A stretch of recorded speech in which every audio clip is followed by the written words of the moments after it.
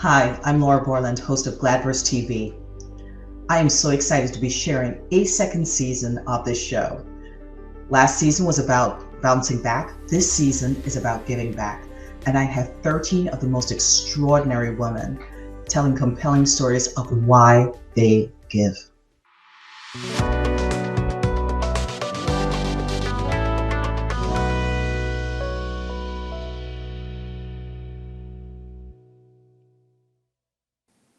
Welcome, welcome, welcome to Gladverse TV, where the silver lining is always our North Star. In this new season, we're focusing on giving back. We want to know what propels individuals to take charge and to fix a problem that is affecting others. My guest today is a wife, mother, serial entrepreneur, and inventor like me, and a fundraiser. Chrisie Canny is a Brooklyn native and CEO of Vented in Brooklyn. She loves to help cancer patients and bring women together to lift each other to the best that they can be. And with a recent diagnosis of early stage breast cancer and undergoing her own double mastectomy, she's determined more than ever to help women share their journey to help others find their strength through her series, Vented Uplift series, her community blog, her fundraising events, and giving back to American Cancer Society, making strides against breast cancer. Thank you so much, Chrisie. I'm so glad you're here. Thank you. You are welcome. Just tell me a little bit about you. Where did the first, bit of passion and drive? What was the moment where you wanted to start looking at giving back? So I've always been a giver. Even when I had, in 1988, I had a brick and mortar store. So I think when you're always like in retail, you grew up in retail, you just love communicating and talking to people. Of course. It happens naturally. But what happened was the first big fundraising thing that I did and giving to the community was the unfortunate thing that we had a family member whose child was diagnosed with very rare childhood cancer at 1. Wow. We started a little project in the neighborhood. I had an idea. I'm like, oh, let's support Sweet Sally. I'm going to make ribbon lights for the neighborhood. Right. And like it just started, I had made one, my sister's like, oh no, we're taking this big. And we had all of Bay Ridge lit up with gold lights in the window. We sold the boards for $10, for $20. We didn't make any money. We donated, whatever was left over to Sloan and to another organization. It was just like that first feeling of like, oh, look how you can bring a community together to make a bad situation a good situation. Of course. That's probably when that first initiative was like, there's something there when you can just take bad moments and bring people together. It's like how you can really lift somebody. And that's what I'm all about, lifting others. Yeah. And, I'm so glad you mentioned about lifting others because it really takes a macro kind of thinking too, right? I'm lazy. So if I'm doing anything, it's like, look, if I can do this one thing and it affects thousands of people, then I'm doing it one time. The individual chit-chatting is not something that I like to do. And I think when you're coming from that space of like even creating, inventing, as you have done, right? You're thinking on a macro level to affect many, many lives. And it's not necessarily wrong to be in the for-profit space, right? Everybody should earn a decent income. But what I think is invaluable is just the idea that, seeing that niche in the market and then wanting to realize that you can MacGyver something, right? To kind of fit something in there in order to make it just better for some other people. So tell me a little bit about your company. Sure. Vented in Brooklyn. So Vented in Brooklyn is an aromatherapy jewelry company. Yeah. Our words on the front, and then you put scent in the back. So anywhere you go. When you need a little moment of tranquility, when you're feeling a little pissed, I say go to your wrist. Right. And the thought of the company all came back from when I was little. And I should say, everything I do is for my dad, who I lost to cancer 19 years ago. Wow, so when you watch somebody you love die of cancer and suffer, that was such a strong person, to be diminished to nothing, it changes you. So you never want anybody to ever feel that way again. So when this idea came to me, I say, my husband and I started taking my father-in-law to church. It became, and then I just was like, I was at a crossroads. Like, what am I doing with my life? I closed my old company, Fortune Keeper. I took a job at the Container Store. I was having a midlife crisis. Like, what am I doing with my life? And I would just pray, please give me an idea to, do something for cancer patients, to how to give back. And just like the joyous scent. When I was a little girl, my dad would take me to the Botanic Gardens here. It was the blind garden, and 50 herbs and spices all around this beautiful garden. And he would have me close my eyes, and he would test me. So wow! If you knew which one by the smell, how cute is that? So to me, scent is magical, because you can in an instant be snapped to that little girl holding daddy's hand once again. So just the idea came to me, and I put up to a design, drew it on a piece of paper, and handed it to my brother Timmy, who helps me out, creating. He's the co-owner. And he created a piece of copper from my dad's shop from 30 years ago. And that was our first prototype. And that's how we started. And I always said that I want to give back to cancer patients in any way we can. I think that is so powerful, because now everything is making sense. Your sign behind you has vented in copper. And, it's amazing the power that comes from pain. The initiatives that come to honor the people who have left, right? A big part of why I started Gladverse TV was to honor my dad, who I lost last year. Just putting a voice out there about speaking about bouncing back from different types of things. And I can certainly relate to what you're saying in terms of watching someone who was so powerful and magical, just become frail.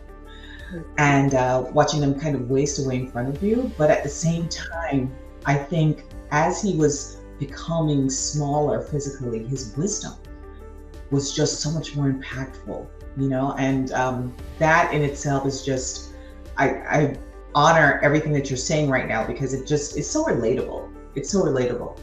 So you mentioned in your bio that you have had a recent cancer diagnosis. How has that affected you and changed the way how you navigate? I have to say, I wonder if the business that I'm in and the wonderful women that I've met these past 5 years, if this was God's way of preparing me for what I was going to go through. Because I have to say that I have had the best cancer journey. I've been the luckiest person in the world. Wow. So, for me, for 10 years, every time I went for a mammo, it was like, Mrs. Canny, we see something, Mrs. Canny, so it was constantly. So when I had my 6-month checkup in November, the doctor walked out, and I'm like, all right, here we go. Here's something again. And she's like, I think you have DCIS. And I went, all right, let's go. Like, can you do a biopsy right now? Because to me, I felt empowered that I caught it. Right. And it was like a relief. And I just decided that, all right, I'm gonna go get a double mastectomy.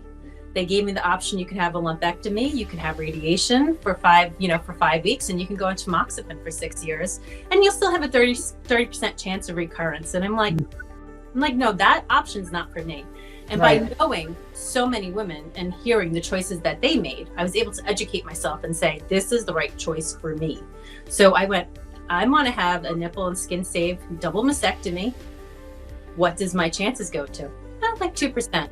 And will I need anything? No. Well, if we get in there, there's anything else, we can't say definite, but I'm like, that's what we're doing. And sure enough, while they were in having surgery and having my double mastectomy, they found stage 1 cancer hiding in my breast.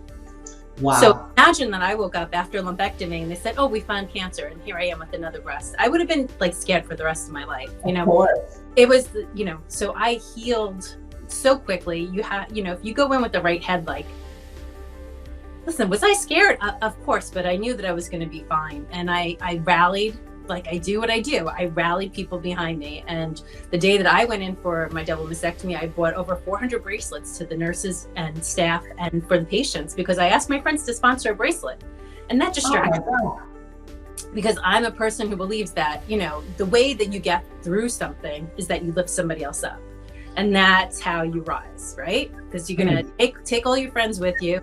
And when they need me, and vice versa, we'll be there for each other. And I had I think I was you know, the drains are uncomfortable after, but I have been so lucky and fortunate to heal so quick and to be up and out. And I've had my reconstruction already, and I'm doing great. I'm very, very fortunate. As you're sharing your story, there's something about your energy, and I mentioned this to you before we started, that resonates peace. And I think if you go into life with just a peaceful spirit, like, we will get through this, and we're going to find a way to make moments magical, and we're going to find a way to smile every day, to, look for the positives on every day. I think it really affects the outcomes of how, like that successful, the success you've had post-surgery, in the sense that, you resonate joy. Every photograph I've seen of you is someone who has a joyful spirit. And is that a factor of knowing your purpose, or feeling that you know your purpose? 100%, 100%, and I say that, like, probably after Daddy died, like, his wake was my favorite part. And I know it's strange, but it's life lessons, because people talked about my father, like, they still talk about my father to me. Like, and that's how I want to be spoken about. He always gave me such confidence and compliments and accolades, and he lifted me up. And, that's how you learn, like, oh yeah, that's so peaceful. Yeah. And I just like moved to, like, away from people who, like, weren't that way. I'm like, no, if you want to be with me, we're not going to talk about people. We'll talk about them if we're concerned and how we can help them. But right. we're not going to sit here and chit chat about women. Like, I really, like, I dropped jealousy. Oh my gosh. And I love it. I love it, because it's so funny, because in recent weeks, that has been like one of the themes of my life, right? I've never really been a jealous person, but there are moments where, you're just like, oh, shouldn't I be better? You know what I mean? And doing that whole comparison stuff, which is crazy, because everybody's journey is different. And having that realization, and that knowing that I am doing, and I'm where I am supposed to be at this moment in my life. And as it is unfolding, I'm learning to appreciate the journey and not trying to rush that. Impatience has been a thing I had to work on a lot, because I like instant gratification. I like, the next day delivery of the Amazon thing that I ordered. But learning to just be has been probably one of the biggest lessons I've learned. But to your point, I love that idea. If we're not speaking about, uplifting people, let's not be doing this, right? It's a waste of energy. It's a waste of good energy. And I think it just brings a bit of negativity into your personal space. And I don't think we're being the best of ourselves. So I really love what you stand for.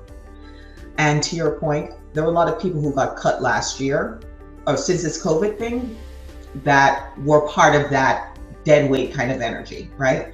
So, and I think it's important that we do this house clearing on occasion, right? To kind of look back and just go, okay, who are the people who need to be in my space for this part of my life moving forward, and who we just need to sever ties. I wanted to lastly, to wrap up this conversation, as we think about, again, just the whole idea of giving back, do you see yourself expanding in that space? Oh, when that $1 billion lotto was out of there, I was like, this is how I can give it away. But I'm like, come on, God, just, what I'd love to do, own a big lake house and have retreats for breast cancer for free. Like, that would be a dream. Love that. And then we'll expand it. I have some new t-shirts coming out that say F cancer, and it has like every type of cancer on it with appropriate colors. And every month we're going to give to different charities. Like, we'll pick, I would love to give in however many ways I can. I have events all the time, and roller skating events. I have. So do you actually put those on, or are you in partnerships with, other organizations? I partner with Making Strides. American Cancer Society, anything people buy, we make a donation to them. And I have a lot of fundraisers for them. And next week on Thursday, actually, I'm throwing out the first pitch at Pink Game here in Brooklyn at Cyclone Stage. Yeah, I'm being on. Yeah, it's so cute. It's a Cyclone. I want pictures. I want pictures so I can share with the audience too, of you just being you. You know, just really thinking outside of yourself, just really thinking about a whole community and how your voice, you know, lends to that space. I think you're awesome, Chrisie. I really am. And this has been such a delight. Go ahead, sorry. And this has been such a delight to have a chat with you, to meet you, to learn so much more about you. And of course, after this episode, I'll have all of your information to share with our viewers so that they can invest in you too, right? In all of your endeavors. So, thank you, Chrisie, it's a pleasure. Thank you so much for spending time with me today. It's my honor. It's great to be here and it's great to meet you. We're going to stay friends for I know it. Take care.